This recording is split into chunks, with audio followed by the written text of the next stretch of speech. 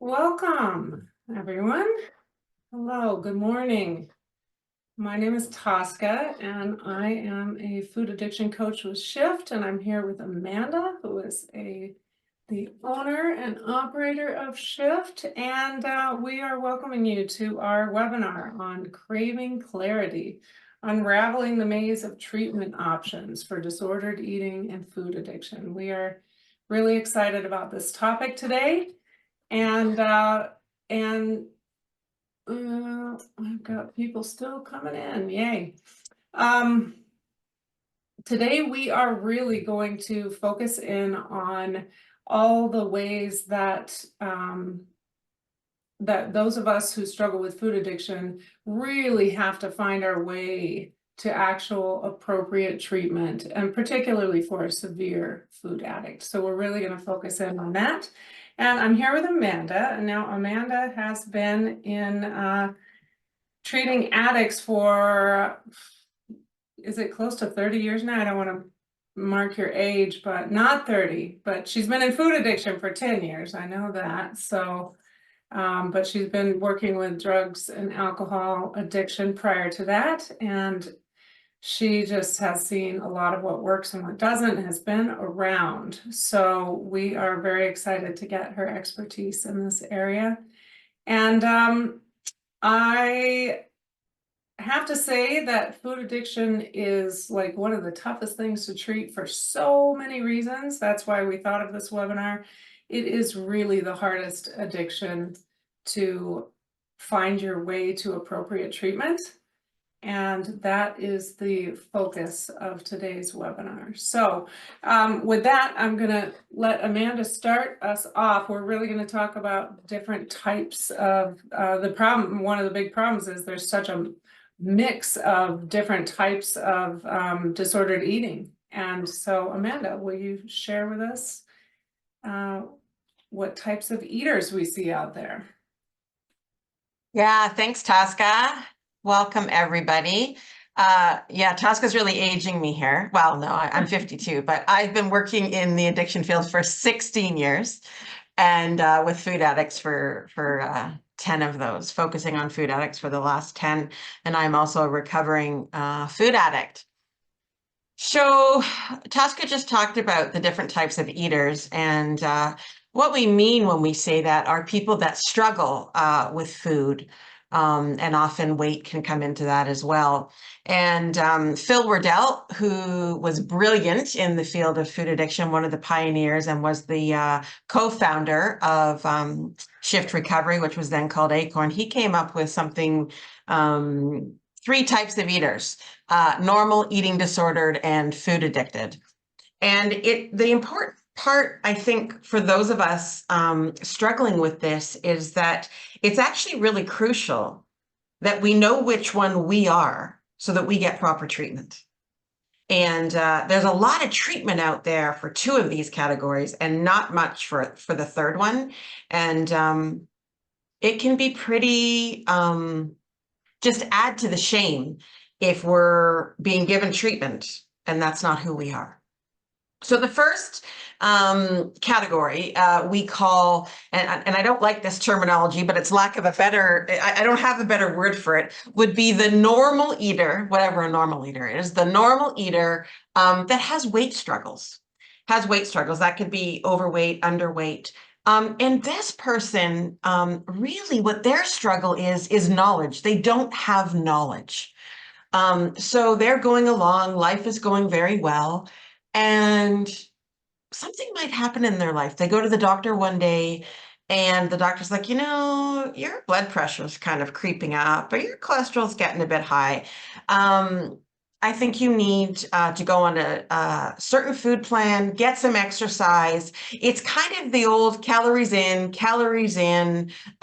eat healthy, move your body. Nothing wrong with that. And it's very true for many of us. And so they're given a food plan, they're probably given an exercise plan, and off they go, and they can do it. They're given this plan, they're given the knowledge, and there they go. 10, 15, 20 years later, they can still follow that plan. So what they needed was knowledge. What their struggle was weight. Often it could be overweight, not often underweight, but it could be overweight. That was their problem. Then the treatment they needed was knowledge to help their problem. And I will say that as a food addict, for most of my life, that's what I was treated for. I'd go to the doctor and the doctor would say, oh, this is your food plan, less calories in, less calories out, and go to the gym. And I did all of those things. And then after that wasn't working, I was sent on to the next category. And the next category is the eating disorder, the disordered eating. And this category is people that basically they're eating over their feelings. They're eating over their emotions. They've got some past trauma that they need to deal with. And when I say trauma, anything can be trauma. It doesn't have to be big T trauma. It could be anything in our lives. And it's pretty hard for many of us to get through life without some sort of trauma. And they've got feelings and they don't know how to be with those feelings. They don't know how to be in the world with feelings. So they need, first of all, to learn how to be with feelings. They need skills. They need therapy. They need support about how to be in the world with feelings and emotions. Basically, they need to learn a new way of reacting to life. This also might need information on food plans and exercise. But first, these folks need support through some sort of therapy, coaching, counseling about how to be, how to heal their trauma, how to be with feelings.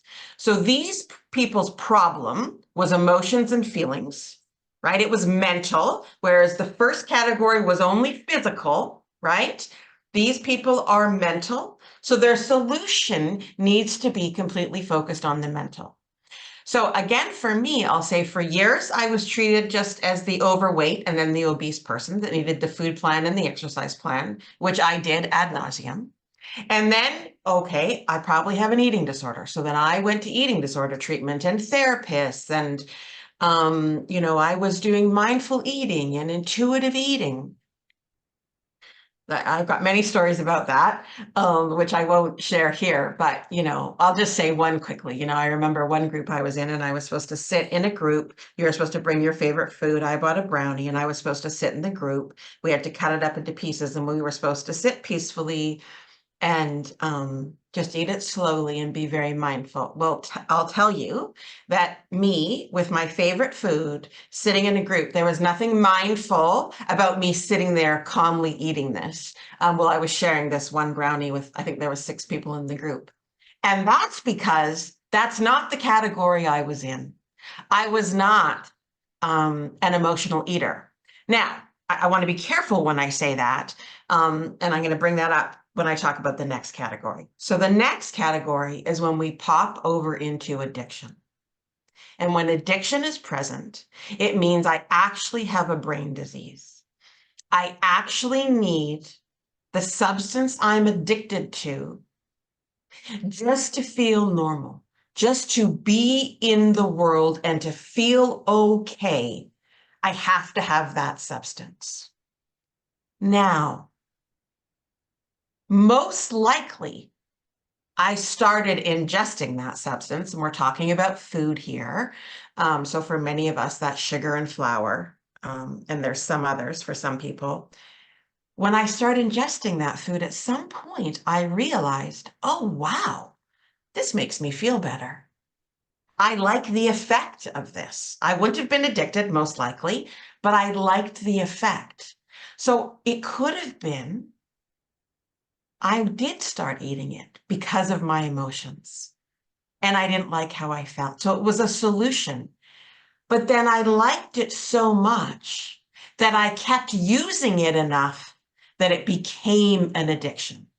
So just to be clear that people in the middle category, the eating disordered, they also might have the symptoms of the normal eater. I mean, they might be overweight, but their problem is the mental. So they have to focus on that first. And the addict also very likely has the symptoms of being an emotional eater and having weight issues. But their primary is addiction. And we must treat the primary before we look at anything else. So with addiction, if I'm actually addicted to certain substances, which in my case I was addicted to sugar, flour, fat combination, and volume of food. I had to deal with that first, my primary. And so what we have to do with the treatment of addiction is that I have to deal with the physical first, which is I have to be free of any of my addictive substances. Once I've crossed over into addiction, I'm never going back, meaning I'm never going to be able to use my substance mindfully. It would be like saying to a cocaine addict, well, just snort one line on the weekend. You'll be okay. Right? That's what we often say when people are food addict, but we're trying to have them do mindful eating. It's not going to work if you're addicted. Okay, so we start with the primary first with an addiction is the physical. So we start by completely eliminating the addictive substance. And then because food has been our way of also managing in the world, we right away need to deal with our life mentally. We need to start building new skills to be in the world, meaning we need to work with our thinking, we need to work with our emotions. So again, we often will need some of the same treatment that the eating disordered have, but we must focus on the primary. And so the primary for addiction is starting with physical and then moving on to the mental, emotional very quickly, simultaneously. And if you miss one of those parts, I'm probably getting ahead, aren't I, Tosca? Yes. But I am, okay, so I'll stop there. Tosca can time me out when I could talk about this stuff all day long. You were doing great. So that's doing great. Okay. So those are kind of our three different categories of eaters. The normal eater, problem is physical, problem is weight. They need they need treatment for the physical. The eating disordered, problem is mental, emotional. They need treatment first for the mental, emotional, and then possibly the physical. Addiction, we need to treat the addict brain primary, which is first. Thank you. I always love hearing you share that. I've heard that spiel quite a few times and it doesn't get old. It's great. So when we think about, it's quite clear hearing what you're saying, but for those of us coming in, and, I assume that the people here have all considered and heard of food addiction, but for many, many people, they never make it this far down the trail to even know about food addiction. They wander around in these other, trying to treat, and you touched on that because you talked a little bit about your journey and how you tried this and you tried that. There seems to me, and I know I'm on social media, so I am just drowning in it on social media. There's like 100 different types of things, just like, I mean, I've obviously clicked on enough things that talk about food so that I'm getting weight loss programs, I'm getting exercise things, I'm getting, mindfulness, positive body image, therapy, trauma healing. Like they're piling into my feed because of the algorithm and all that. And I'm just imagining the person who's never even heard of food addiction. And they're just out there just wandering around. And I just wanted to say, when we get to the end of this, and we take some questions, we would love to hear some of your guys' stories of, the path you've taken, and maybe some of you haven't, found your solution yet. And please, we want you to bring it here and we can talk about the different ways we can navigate through. So can we start with, I'm going to share this slide, Amanda, and just let people, let's see here, just, oops, going to go to the next slide, this one. Just wondering if you, Amanda, would talk us through, how the symptoms of addiction manifest themselves and just the different types of, like treating the symptoms and getting to the heart of it and how hard that is. Yeah. Thanks, Tosca. Wow, this is a big deal, and it's becoming more and more of a big deal as food addiction is actually getting some traction. It's becoming a real thing. When I say a real thing, what I mean is it's always been a real thing, but it's getting noticed. There's more and more professionals saying they're treating food addiction, which is great news. And it can be a little bit scary. And I'll tell you, in my opinion, why that is. So as you see on the slide that Tosca just put up here, the middle section is the addiction. And as you just heard me talk about, that's if we're addicted, that's the primary. All these other circles around it are symptoms of addiction. And there is a lot of treatment to solve all of these symptoms.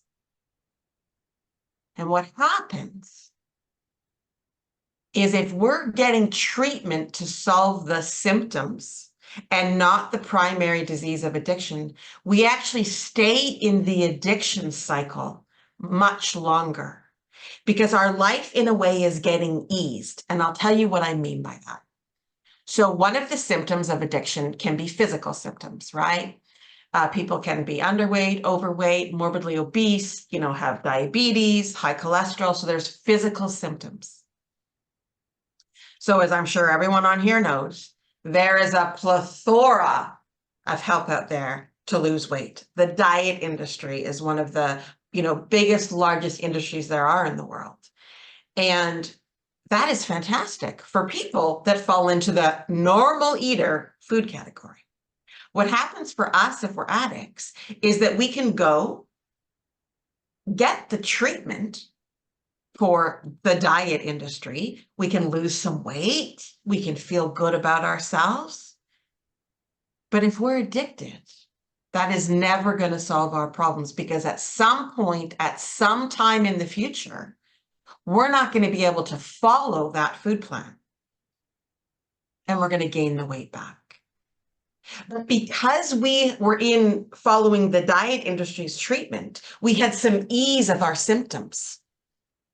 We felt better for a little while, but it kept us in the roundabout of the addiction because we weren't actually getting the proper treatment. We have diabetes, but we're getting treatment for high cholesterol. You know what I mean? Like it's the wrong diagnosis. We have problems mentally or in relationships, so we go to therapists who work with us. Meanwhile, we're shoving our faces with our substances. We're going to our appointments high on our sugar and flour, which is the primary thing that's causing our problems. We might need therapy. Most of us will if we're addicted.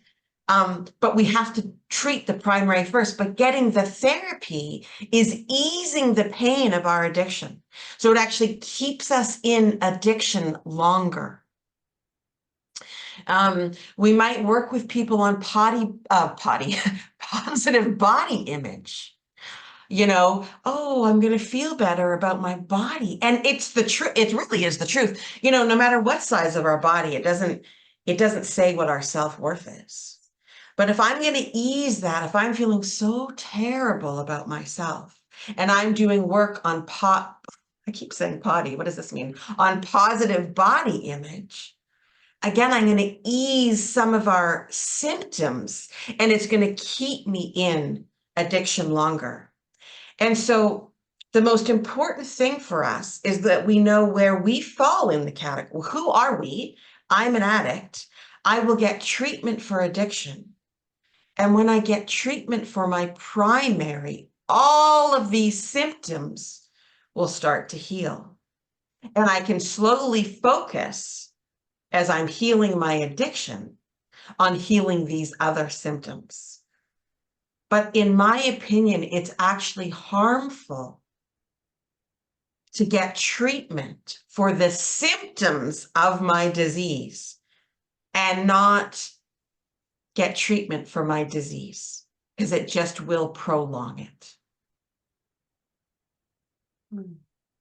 Yeah, thanks for that. And I often talk, when I share the slide, I talk about the whole whack-a-mole aspect of it, which is, we treat one thing, and even substance abuse, like even people who come in to like okay, I'm coming in for food addiction and I really want to get put my food down, but we don't go deeper.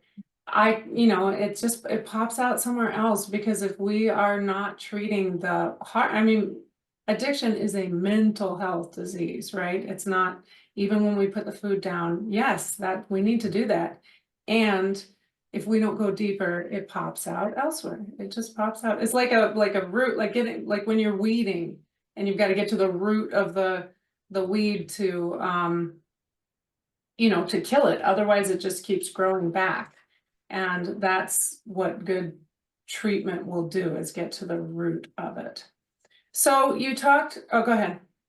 I just want to add to that, Tosca. I'm Yeah. really glad you said that. And just to add to that, when we say the root of addiction, again, it's that, yes, we first have to get physically abstinent, but if we're only, and there are many providers that are saying they're treating addiction, and they will give you a food plan that removes the addictive substances from you. Fantastic. But that's like literally, that is one of the smallest parts of treating addiction. We have to get physically sober. It's it's one of the smallest parts, but it's very mandatory and very important. We have to start with that, but then right away, we have to get into treating the other parts of addictions, which is the mental or emotional, because again, that's how we've known how to be in the world. And like Tosca said, if we don't do that, we'll start shopping, we'll start being addicted to media, we'll start dating, whatever it may be, because it's, what addiction is like this spiritual disease. And when I say spiritual, I just mean, it's like in ourselves, who I am, what are my values in the world. And when I put down my substance, I'm kind of like, well, now what? I'm this raw human being. I don't know how to be in this world.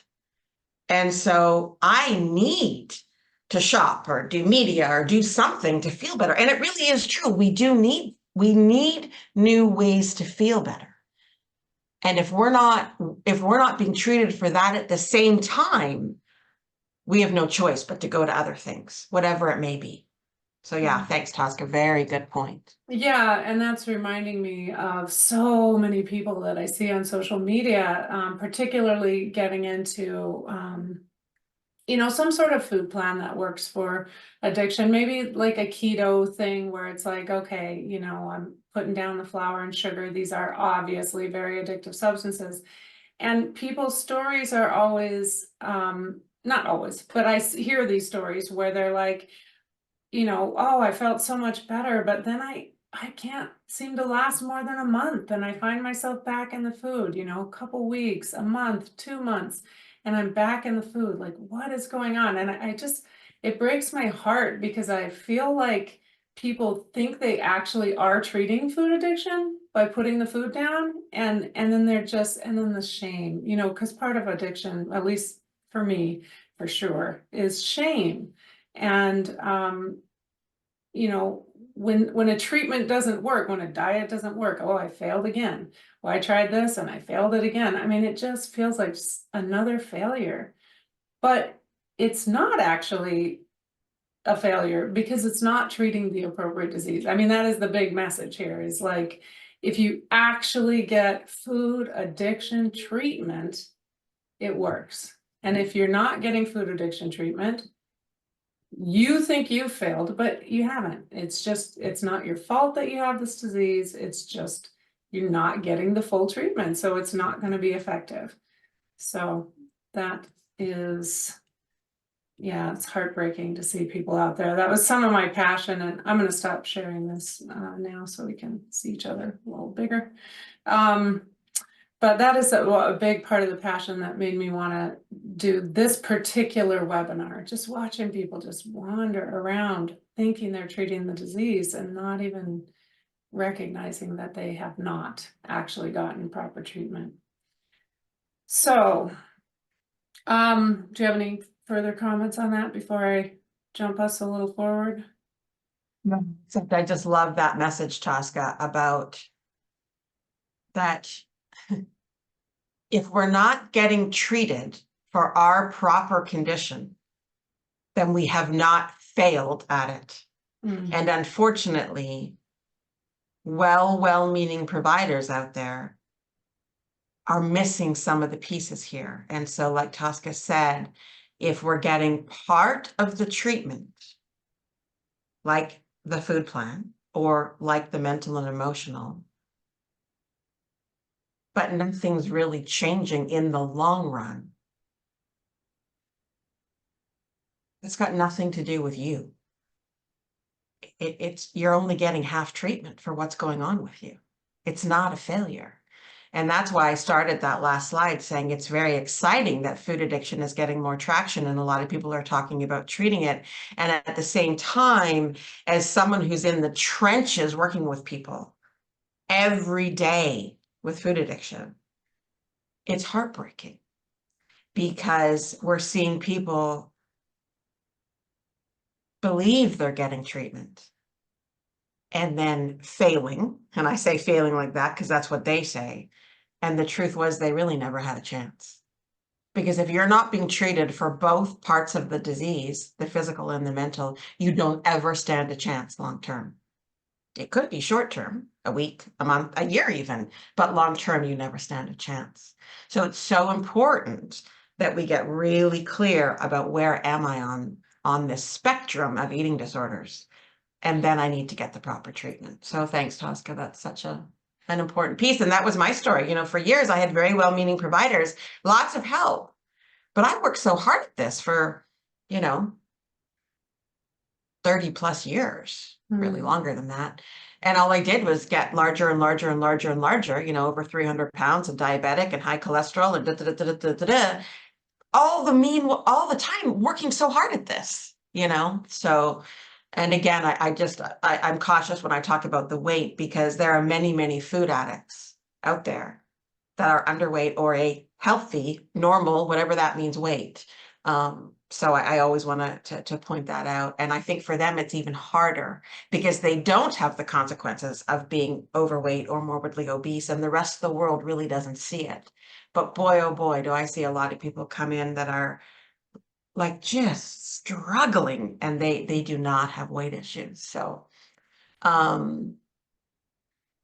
So thanks, Tosca. Great point. Yeah, and that just, you made me think about the length of time that it takes us to realize that we've failed whatever treatment that we're doing. That can be really tricky, particularly tricky. I mean, with drugs and alcohol, it's oh my gosh, your life is just getting trashed so quickly a lot of the time. And when we come into something and we pull it off for a while and we feel better for a while, and it could be like a whole year goes by and we're sort of okay, but we just can't stay in treatment, that gets really tricky in our brains because we think that we've done something. We think, yeah, it helped,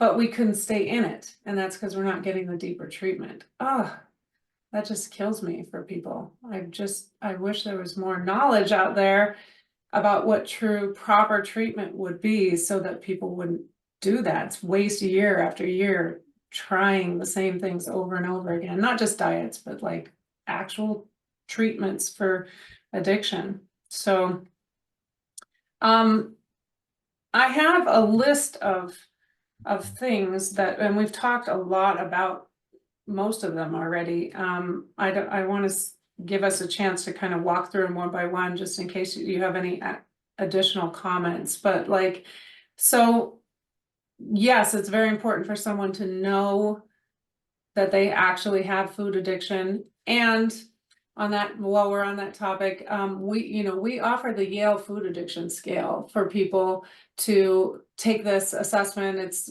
scientifically validated. It's the only scientifically validated assessment out right now for food addiction. And it's fairly reliable. It's not 100% reliable, but it really can help. And I'll put the link in the show notes, and I'll put the link in the comments here in a minute.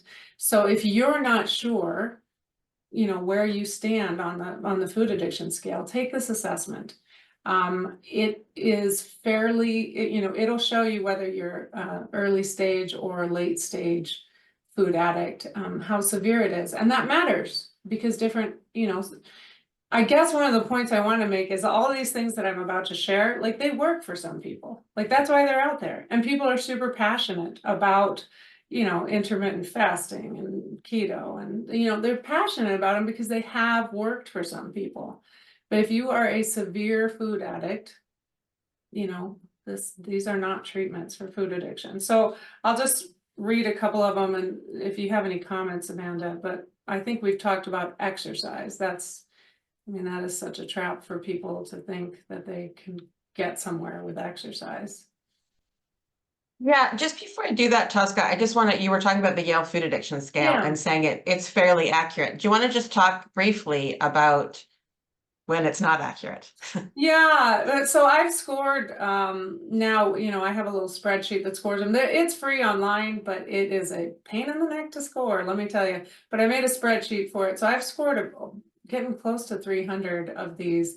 And in my talking to people after scoring them, there is a way that this thing, it has 11 criteria of substance use disorder. It's really based exactly on the alcohol and drugs, right from the DSM.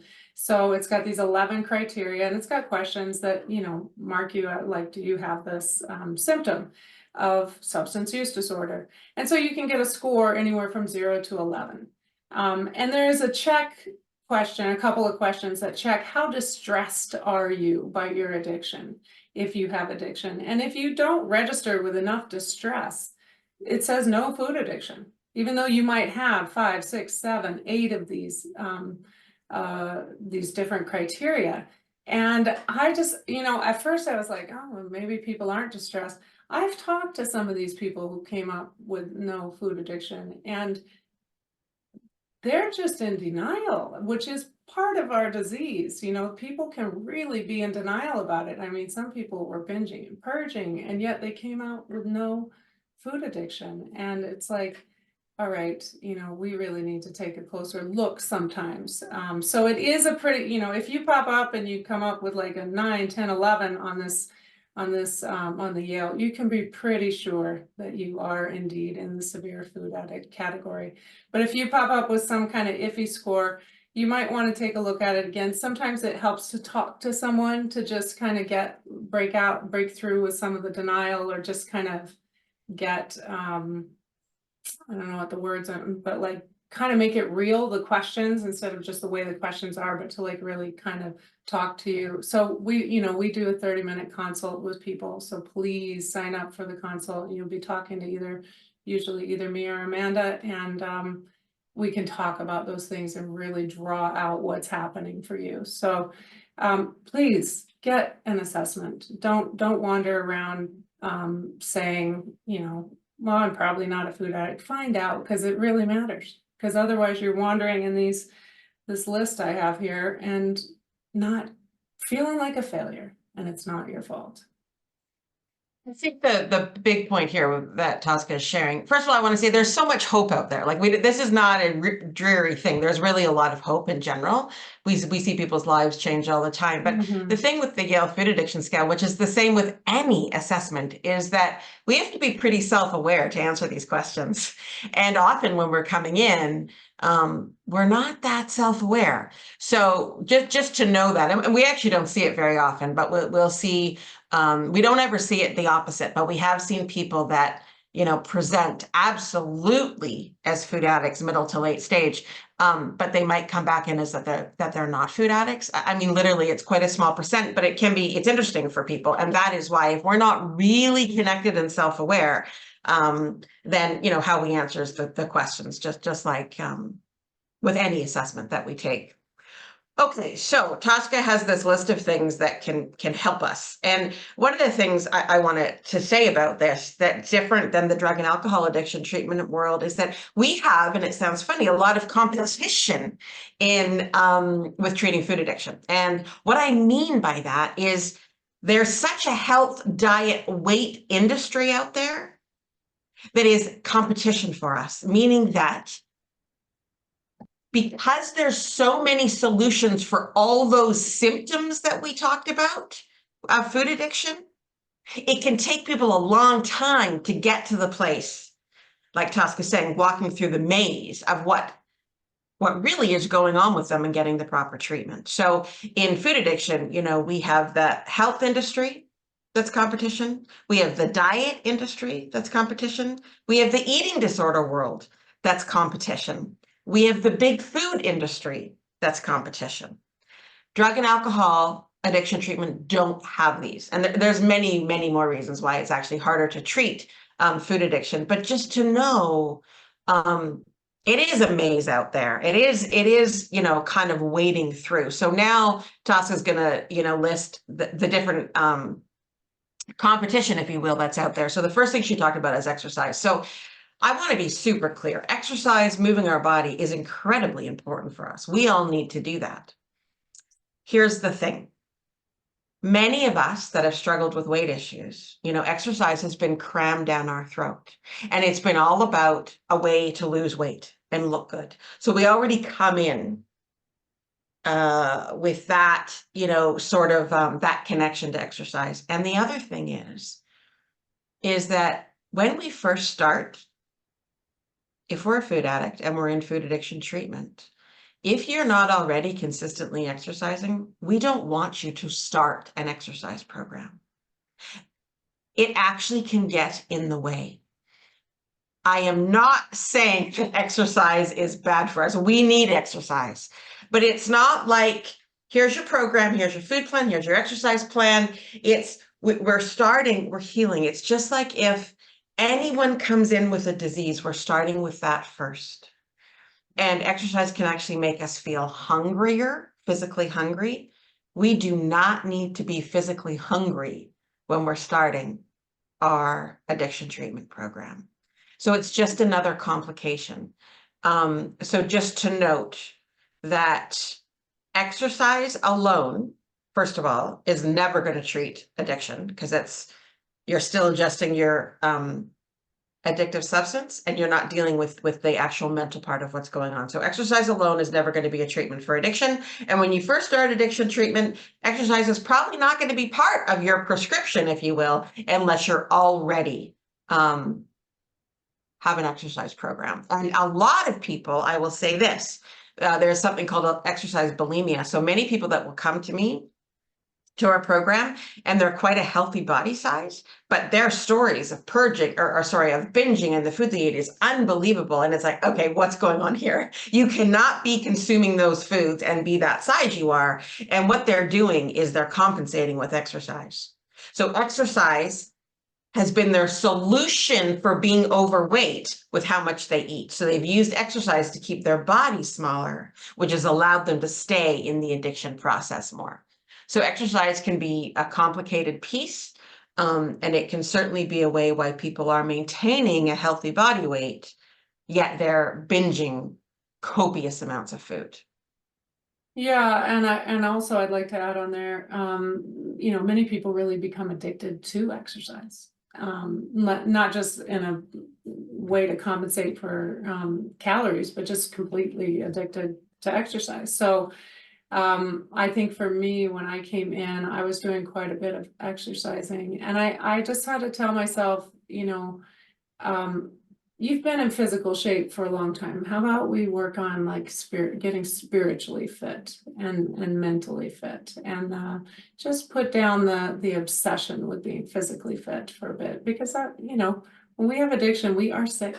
We need some space to do our treatment. So yeah, exercise can really trip people up. The next thing on my list is nutrition, which kind of might include like something like keto or intermittent fasting, just focusing on, you know, I've got to have organic, gluten-free, you know, like eat this many seeds. I've heard oxalates. I'm not very smart about nutrition, so but I have heard a lot of people people come in with, that's how they've been trying to get better. So they have a lot of nutritional knowledge trying to get better, and it just doesn't seem to work. Yeah. So this is one of the largest roadblocks, the people that come in for treatment with us. They come in with a head full of knowledge of nutrition. And I always know, oh boy, they're going to have a struggle here.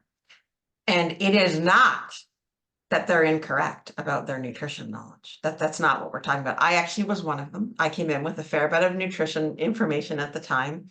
I grew up in a very healthy eating family, and it did me no good. I did every vegan, vegetarian, organic, keto, fasting, intermittent. I really knew, and I had taken nutrition schooling, and it got me 350 pounds and high cholesterol and diabetic. And so here's the deal.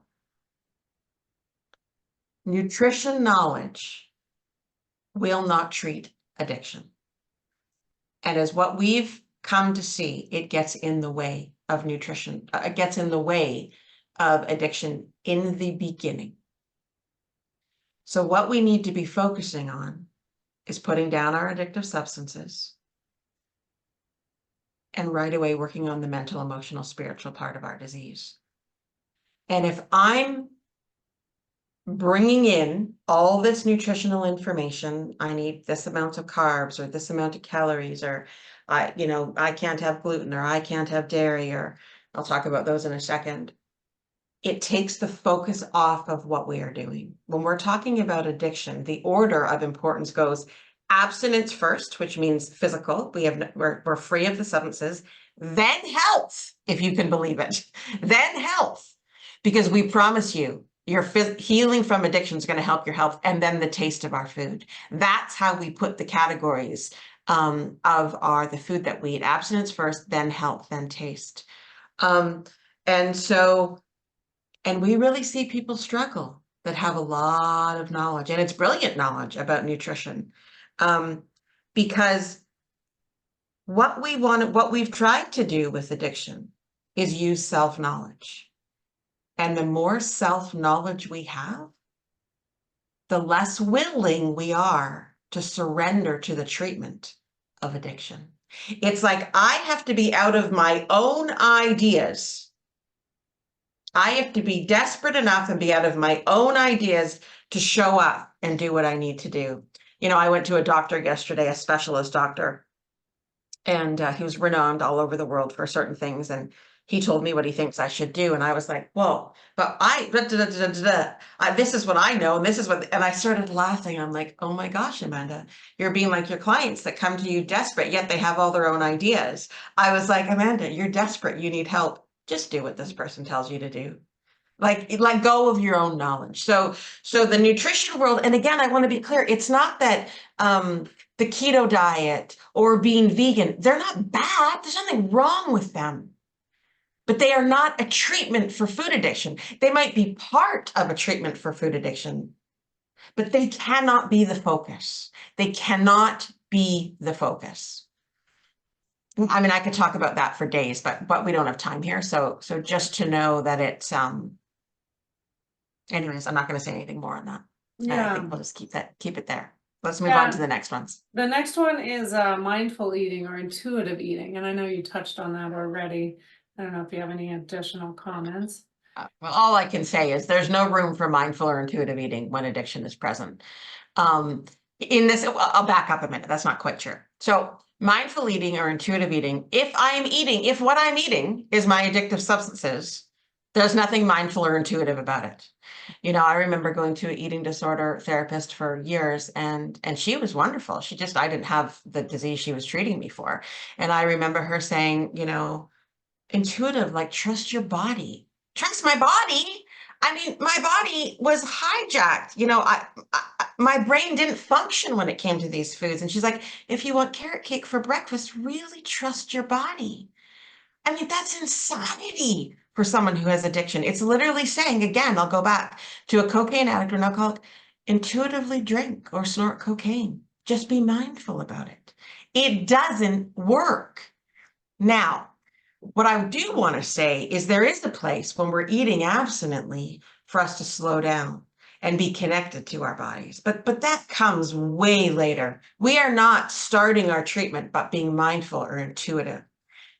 My brain is broken when it comes to my addictive substances. I do not have intuition when it comes to my intuitive substances. When it comes to my addictive substances, I wish I did. I want that to be my treatment. I have never seen it work for someone that's addicted, whether it's drugs, alcohol, or food.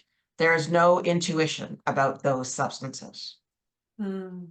Thanks. Yeah. Well, the next one on my list is therapy, like getting into, medications, Okay. maybe antidepressants, positive body image, Yeah, so therapy, again, I believe that part of addiction treatment is actually being in therapy, getting counseling, getting coaching. But if I'm only doing therapy and I am not working on the physical part of my disease, so again, if I'm even, and there's so many people that amazing therapists that say they're treating addiction, but they're not, because they're allowing me to show up while I'm still eating my addictive substances. So if I'm eating flour and sugar, I'm actually going to my therapist high. My brain is not getting healed. No matter how much therapy I do, as long as I'm still eating my addictive substances, I will never heal. My food is not going to get better long term. Same with medications, antidepressants, anti-anxiety medications. I am absolutely not against them. There is room. Many of us need to take them, but they alone are never going to be my long-term solution for food addiction if I'm addicted. They might be part of my addiction treatment, but they are not going to help me long-term with addiction. If that's the only part that I'm doing. Again, I want to be clear. All of these pieces can be part of addiction treatment, but we must have the physical and we must have the mental, and they must be working together. And it must start with the physical. Yeah, thanks. And did you want to add anything about, we kind of talked about the positive body image. I know that there's a big push out there to just accept, and of course, you're like, that's great. Fat shaming shouldn't be a thing. It's terrible. And yet in my opinion, when I'm in addiction, I am full of shame, and you're not gonna like talk me out of it. So like, I know my failure to control myself and the shame that comes with that. Yeah. So the whole movement, body positive, fat shaming. I mean, I am 100%, the oppression of large people is alive and well, and it is not okay. That this is nothing about whether people are good or bad. That's not what we're talking about. So I am 100% on board with ending the oppression to large people in this world. There's no question about that. And what I know is that when I was morbidly obese, something's going on in my life for me to be consuming enough substances to make my body that size. And I hear people, I talk to people that are obese or morbidly obese, and they say they're happy, their life is great. Fair enough, if that is their truth. That wasn't my truth. And so there is a part again where that movement, and I understand why that movement's around, it comes out of so much pain and horrible, horrible treatment. And again, though, I think for some people, it can keep people in the cycle of addiction, because it can ease possibly the pain of living that way. And I don't mean the pain of living in a large body, which was very painful for me. I mean the pain of living in the obsession of what am I going to eat? When am I going to eat? The pain of the shame, So again, I just want to be clear. The oppression of large and fat people is terrible. Being overweight and obese is not a moral issue. But I disagree that if I'm walking around in an obese or morbidly obese body, let me just check. Is something else going on for me? Let me just check. Is there something else happening? Do I have emotional struggles? Am I a food addict? If not, okay. But I want us to check it out first of all. Yeah, great. And you touched on this as well, as like people who have medical issues that make it tricky to eat. What do we do? Like, and this can also go for like having eating disorder. Like people have Yeah. two things going on at the same time sometimes. Absolutely. Yeah. Yeah.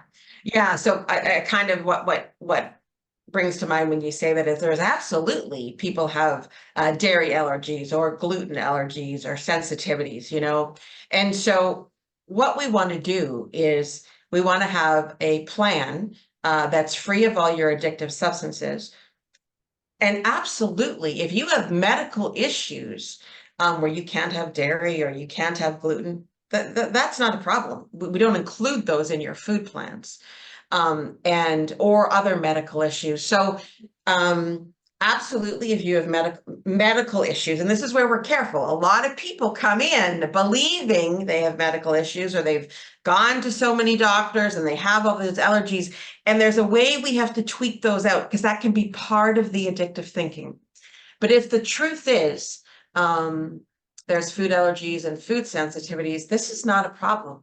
We can create food plans that are free of your addictive substances that will not exacerbate your other ailment. But sometimes we have to, it can take a bit of time, and we'll often start with wanting to focus solely on getting abstinent with food. And then slowly we can take a look at those other issues to see, is there really stuff going on here? Is this a mental issue? What's really happening for me? So it absolutely can be trickier, and it can take time to tweak it out. However, our starting point has to be getting free of all the physical substances and not murking the waters with all the other things at the beginning. And we will slowly get to that place for sure. We have no interest in exasperating any other thing that's going on with people. So what that means when the rubber hits the road is when someone comes into food addiction recovery, we give them a food plan, and they might have, this is the most common one I see, is like GI issues, and this is making me uncomfortable in my stomach, and I'm constipated or I'm gassy. And we might just say, just hold on that. Like, let's treat the addiction.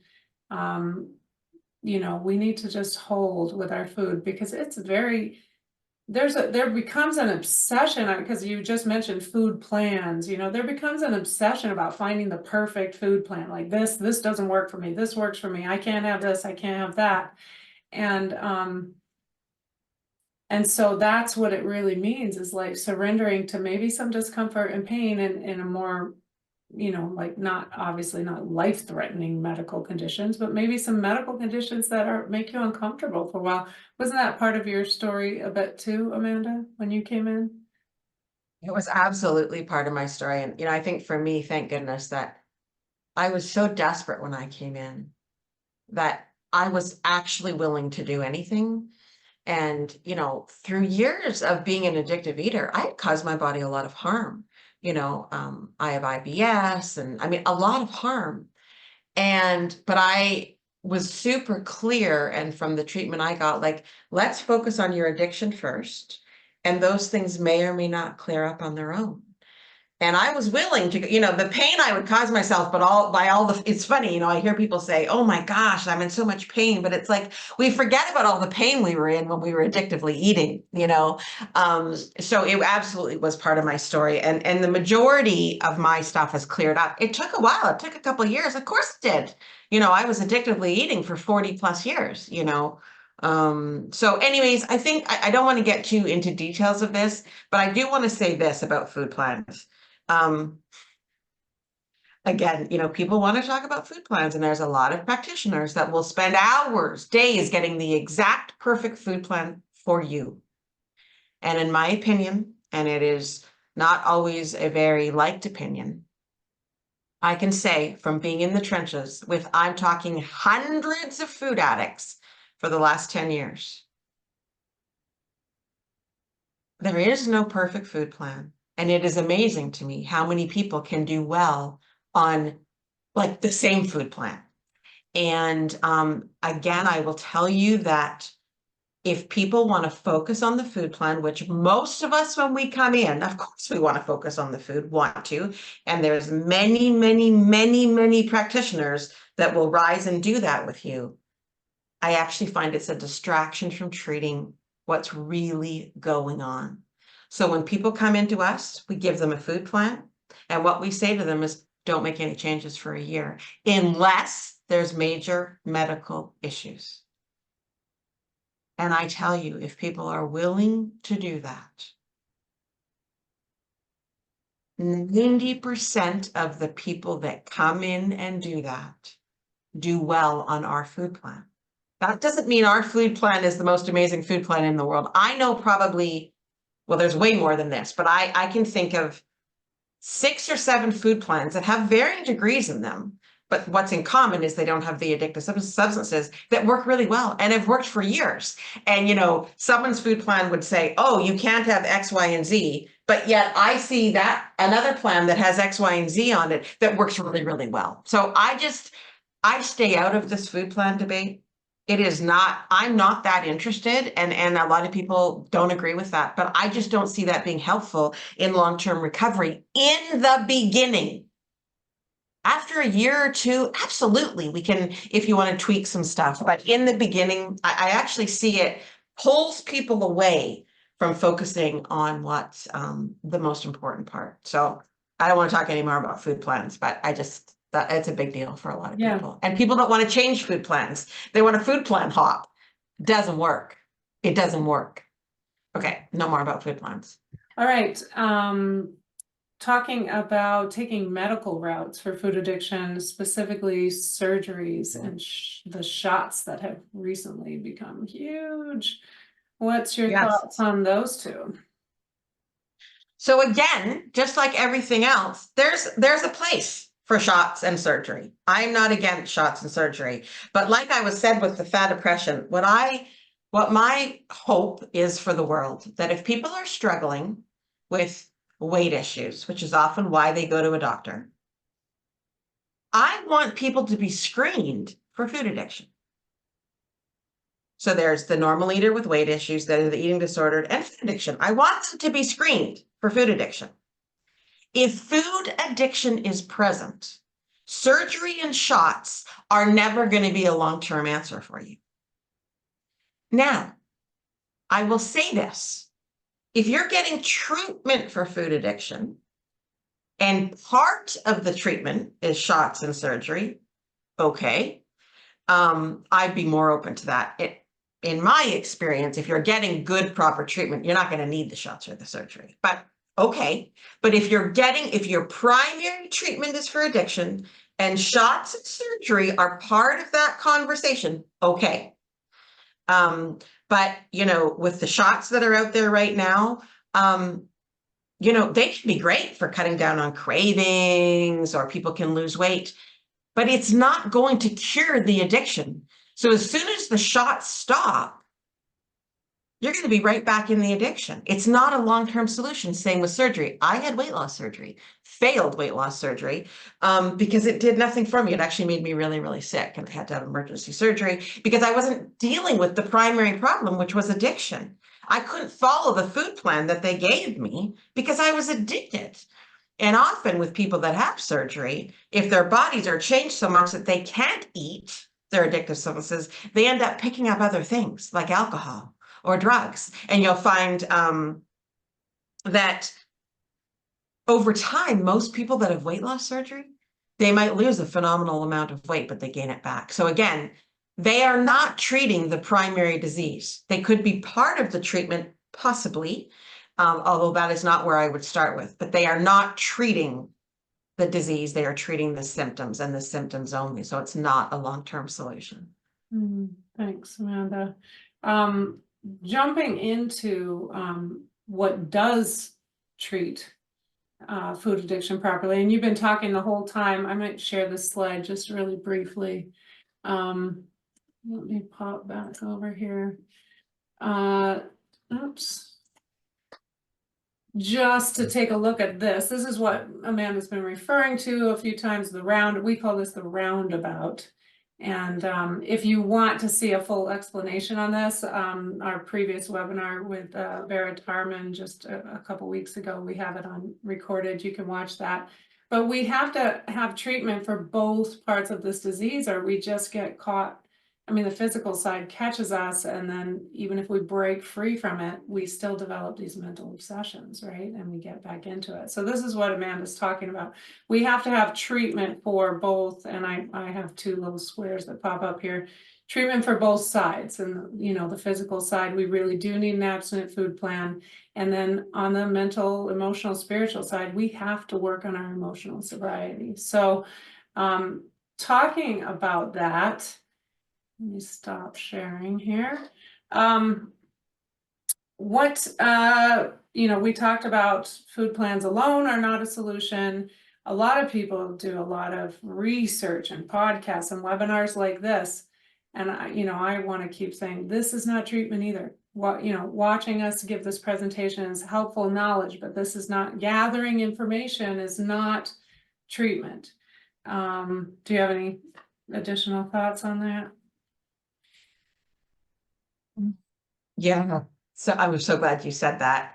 I think as Tosca mentioned the last webinar that Dr. Vera Tarman and I did at the very end, I said, I was kind of laughing with Vera because both Vera and I were in the addiction treatment world. She's a doctor and I'm a counselor, and we were face down in the food. So clearly knowledge about addiction did nothing for us. And so again, it's so important what Tosca just said. We're on here getting information, but if you're an addict, this is not going to help. It's useful to have the information, but this in and of itself is not treatment. Actual treatment for food addiction is getting a food plan that's free of your physical substance, and then right away moving on to emotional sobriety. And I just saw someone ask a question, what is emotional sobriety? And that slide that Tosca showed about the mental part of it is that emotional sobriety is literally, an easy way to say it is changing the way we react to life. So life happens, right? We go out in the world and life happens. Unfortunately, people in the world, circumstances in the world don't go the way we want very often in the world. And so we have reactions to them. We get angry, we get resentful, we get sad, we get joyful, we get happy. We have reactions to the world. And our emotional barometer fills up. And if we're addicted, once our barometer has hit the boiling point, we have no choice but to pick up the food or pick up our substance, the drugs, the alcohol, the food. Then we're right back in the physical part of our disease. Okay. And then maybe one day we go on a diet or we get more information, we put down our addictive substances and we start living life again, and life happens. And all of a sudden our emotional barometer is filled up. So emotional sobriety, which is actually what the main focus of treatment is on once we're physically sober, is on how do I show up in the world? It's a new way of thinking, which causes us to have a new way of reacting to life, which causes us not to be completely directed by our emotions and our feelings. So right now, for many of us, something happens in the world, our family, our friends, whatever, there's lots going on in the world these days. We have feelings about it. The feelings are coming from what we think about it. And we often want to feel better without changing how we think. Never going to happen. So we have to have a new way of thinking about things so that we have new reactions to things. And we often don't even know what we're feeling. So emotional sobriety is about literally getting sober with our thinking and our feelings and emotions. And that is treatment for food addiction. In my opinion, you need highly skilled professionals often that work with you on that. So you need highly skilled people that are going to get you physically sober and then right away get you emotionally sober. Because once you put down the food, you're going to need a new way to be in the world.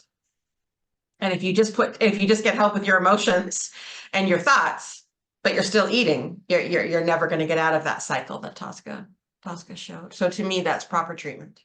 That's real treatment for food addiction.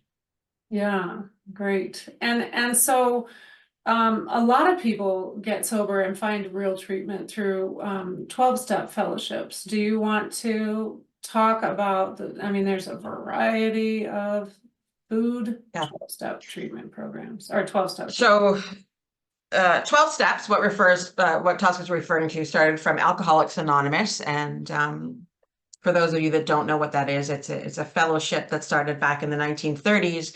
And it is it is to this date the most successful treatment of addiction there is in the world.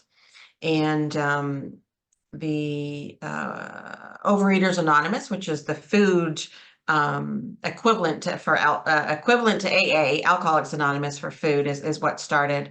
And it's a 12-step program. And really what that is, the whole program is on what I just talked about, getting emotionally sober. They barely even talk about the physical part of it. It's just black and white clear. You got to get physically sober. And it's a program that walks you through how to get spiritually, mentally, emotionally sober. And there are often people will come to us that have been in the food addiction rooms for years, and they have not been able to get clean and sober with their food. There are many different food 12-step programs, and the reason there is because of the food plan issue. And you know, the regular OA meetings, they let you choose your food plan. You go ahead and choose your food plan. Well, if I could choose my food plan as an addict, I wouldn't be an addict. And so there's not a lot of clarity. So other programs were offshoots of that, and they had much more structured food plans, and they're amazing. However, what we notice with a lot of those is they have amazing physical abstinence without emotional sobriety. So the 12-step rooms are phenomenal. Many people can get food sober, get strong recovery in the 12-step rooms alone. They're free. They're all over the world, and they are a huge part of what we talk about in shift recovery. I mean, they play a huge part in people's recovery, and a lot of people need more than that. But really hear me that you can get completely recovered with food in the 12 steps. One of the other things I want to say is that there's a lot of people in the food 12-step rooms that aren't addicts. There may be eating disorders, or they have weight issues. So it can be very, very confusing, because you hear people that say they're recovered, but they never were an addict. They maybe had an eating disorder. So it can be very confusing to be in those rooms and have everyone talk about the differences of what their abstinence is. And really, abstinence is a food plan that's free of your addictive substances. And unfortunately, there's not a lot of physical abstinence in many of the 12-step rooms. And again, I want to be clear that there is recovery, and you can get long-term recovery in the 12-step rooms, but often people need other support. And I will tell you, if you haven't gone to the 12-step rooms, go and check them out. You know, there are a lot of people, they can have parts of it that they're, you know, the God or religious part of it can be really hard for people. And I will tell you, it is a spiritual program. This is not a religious program. And spiritual to me is just my being. How am I in my soul? Yes, God is mentioned, and that can be a turnoff for people. But I often will say to people, contempt prior to investigation. Just show up and be there, and just see if it can be support for you. And I'm not going to go into all the different 12-step fellowships. Again, if you want to do a free consult with us, we absolutely can talk more about the different fellowships. But we are over time here. We are. So. And I want to get to, I did want to say at this point, you know, because there are many people who go to the 12-step programs and they still aren't getting abstinent. And, you know, this is, again, the difference possibly between early stage or late stage food addict. You know, if you are a severe food addict, you may need professional support. And it's so common in the, you know, in AA or in NA, where people are like, well, go get treatment. You need treatment.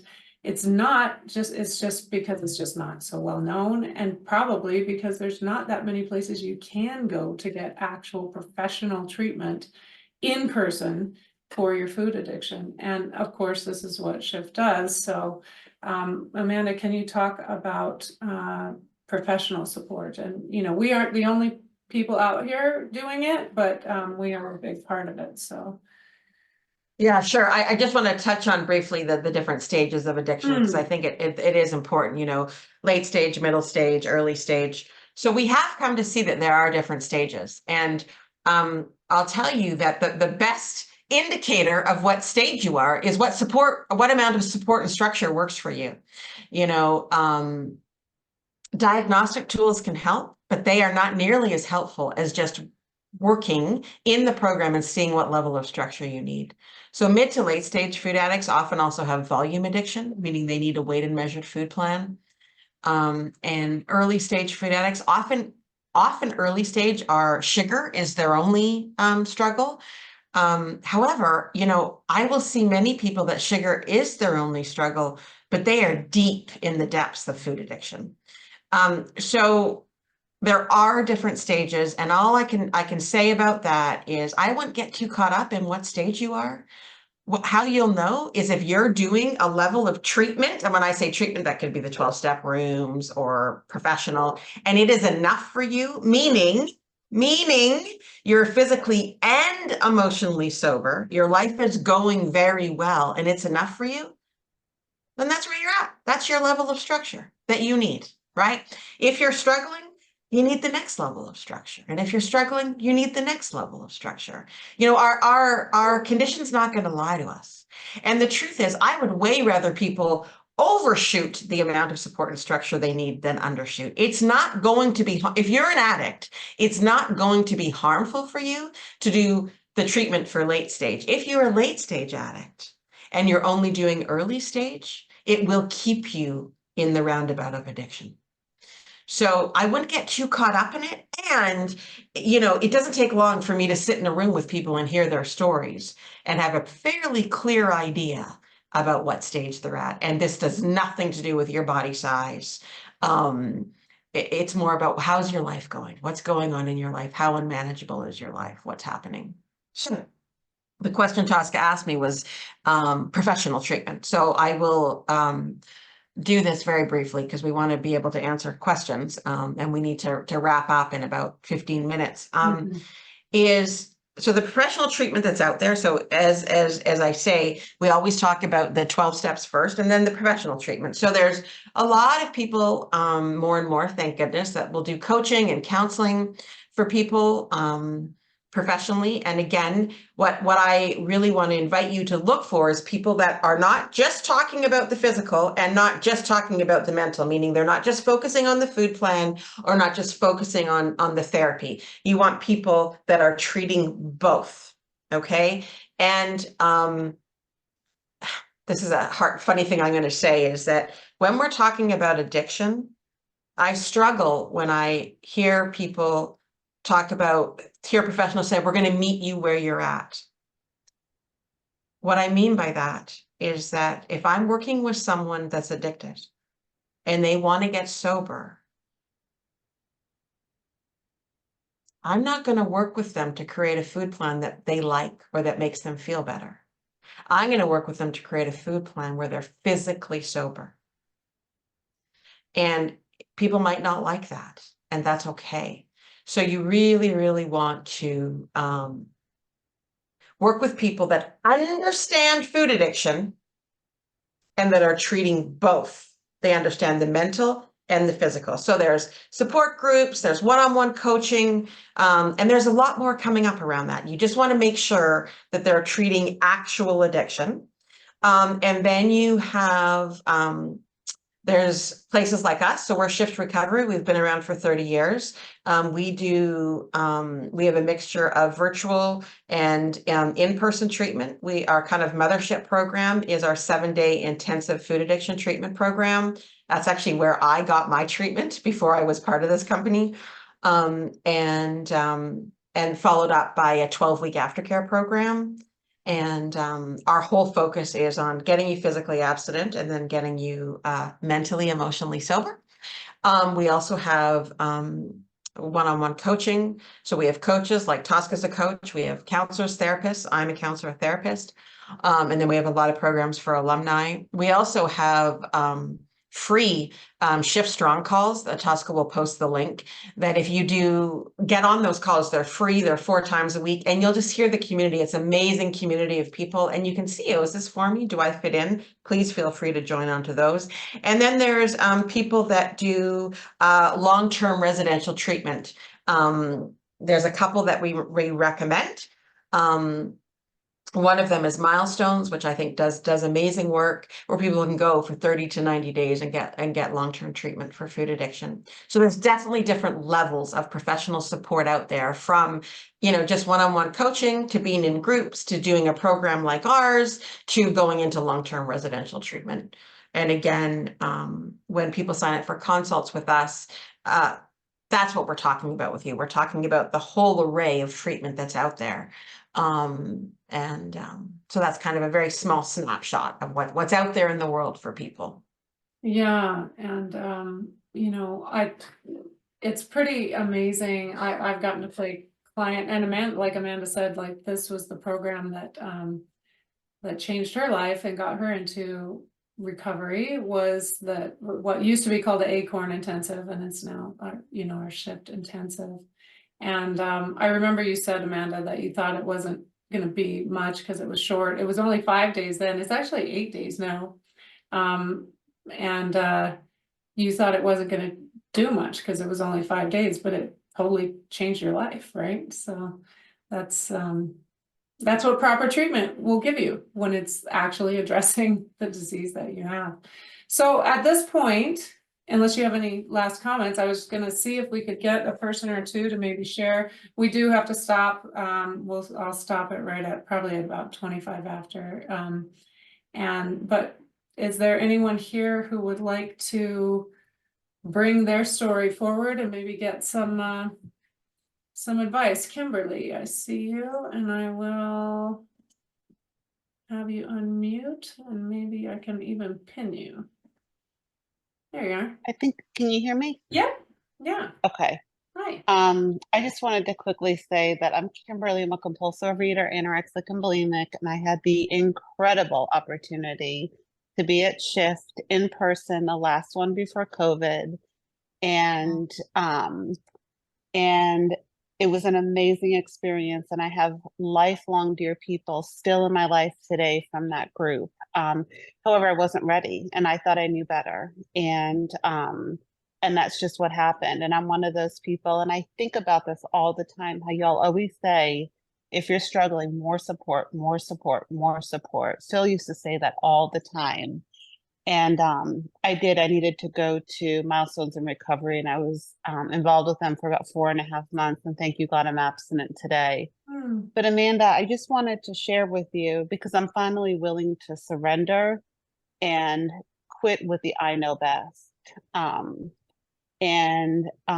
But I do want to thank you very, very much for talking about people that don't have a weight problem, and that people that have exercise bulimia, and all the things that we do, because I sometimes feel like we're a misunderstood lot in traditional Overeaters Anonymous. And you know, like, all I have to say is that my disease, even though I don't wear it on the outside, is, you know, I don't know what it's like to be really overweight, but I can imagine that it's just as painful. And, you know, I sometimes feel misunderstood. So I appreciate that. And I also just want to thank you for everything that you do to the community. I mean, this disease is just horrendous. And it is no joke.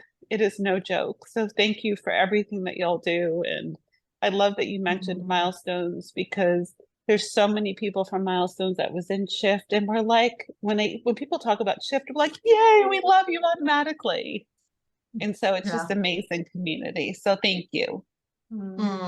Thanks, Kimberly. Wow, so amazing to see you. Thank you for sharing. And I, you know, so powerful. And you said something that I think is really important, that piece about I wasn't ready, I still knew best. And, you know, that's a real thing, and it's okay.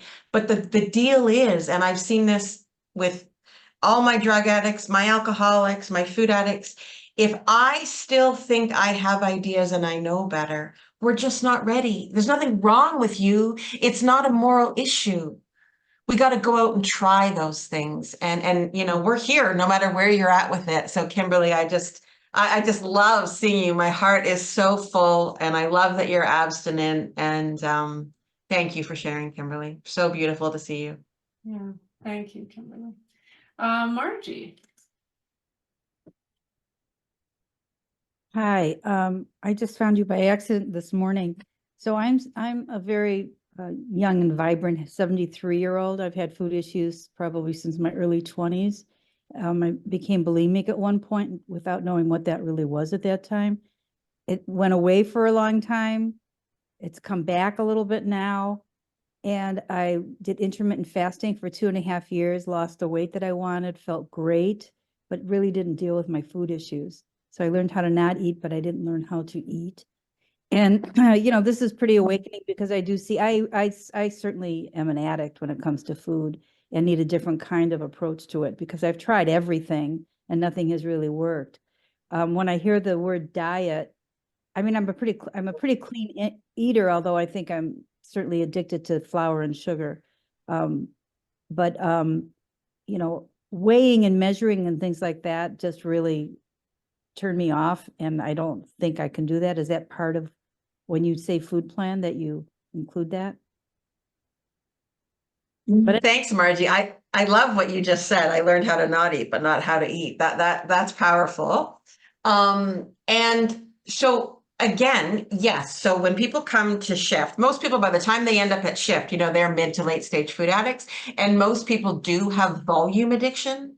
So if we have volume addiction, we do need to weigh and measure our food. That is the only thing that brings us freedom. And I'll tell you, Margie, nobody wants to. This is not something we ever want to do. However, now every day I want to because it brings me more freedom than I've ever had in my life.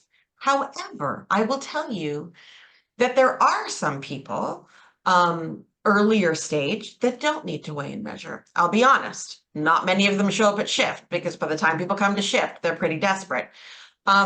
And the deal is that we will find that out. So it really would depend on your story and what happens for you. But I just wanted, you know, you said something so important, you know, that's not something I want to do. Yes, I got it. I got it, that we don't want, most of us don't, and we're constantly looking, and I don't know if this is you or not, Margie, an easier, softer way. That's why we go to all these other things. We don't want the treatment for our level of our disease. However, thinking about the treatment and then actually living it are two very different things. And it's way easier actually doing it than thinking about it. And so for most people, I've never actually met anyone that wants to weigh and measure ever in my life. And I can tell you, for those people that have long-term freedom, they wouldn't give up their scale and weighing and measuring their food for anything. It's so much freedom. So all I can say to that, Margie, is it is part of our food planet shift, mainly because the majority of people that come to us do. And you know, what we will always say to people is start out weighing and measuring, and we'll see what happens with you. And absolutely, are there people that are food addicts in early stages that have long-term recovery without weighing and measuring? Yes, absolutely, Margie. So it really just depends on people's individual stories. all right. Yeah, thank you. Yeah, thank you for sharing, Margie. And it is time for us to wrap up for sure. Any last parting words? I mean, yeah, I will say my last parting words is, if you're watching this, the replay, there's going to be links down in the description, and we have other, if you want to hear more about the emotional sobriety, there were other webinars that I'll link to that talk more about that roundabout and more about the symptoms. There's a lot of information out there, and again, information is not treatment. So thanks for joining us today. And Amanda, do you have any last parting words for us? Yeah, I just, first of all, thank you, Tosca, for being here and keeping me on track. And I am so passionate about people recovering from food addiction. And, you know, I walked through the maze of all the different treatment options for most of my life, and it was very, very painful. And nothing about my life is the same as it was the day that I walked into actual proper treatment, which I didn't even know that's what I was walking into. And so my passion is absolutely, we're a business, Shift is a business, and I believe we provide some of the best treatment in the world on food addiction. But what I'm actually more passionate about is that food addiction is, people know that it's there and that it's real, and that they get treatment, and that there is so much hope. And so that's the message I want to spread, whether whether we interact with you from Shift or from this, you go out into the world and find your path that gives you the freedom. What I really want you to hear is that there is freedom. And I mean freedom beyond anything you could have imagined. I am honored that, I don't know what we had on live online here, but many of you, that many people are up and care about this topic enough to show up here and be here and allow me to talk about it. I'm honored every time I get to talk about this. This is a very personal disease for me. And this is my absolute commitment to the world, that I will show up every day and do what I can from the knowledge I have today to offer the best treatment I know that there is to end suffering for food addiction, because it's no way to live, and there is another way to live. So anyways, I just thank you for allowing me to be here, and for letting me share the knowledge that I have. And maybe hopefully I'll have more knowledge tomorrow, but as of today, I'm giving you the best knowledge I have. So thank you. Thank you so much, Amanda. Thank you. And I see people asking for links. Please just subscribe at foodaddiction.com to our newsletter, and you'll get the replay link to this with all the links that you want. And yes, foodaddiction.com, set up a consultation to talk more and have more specific questions. And yeah, good luck to everybody. We are here for you. Thank you so much. All right. Goodbye, Bye. everybody. Thank you.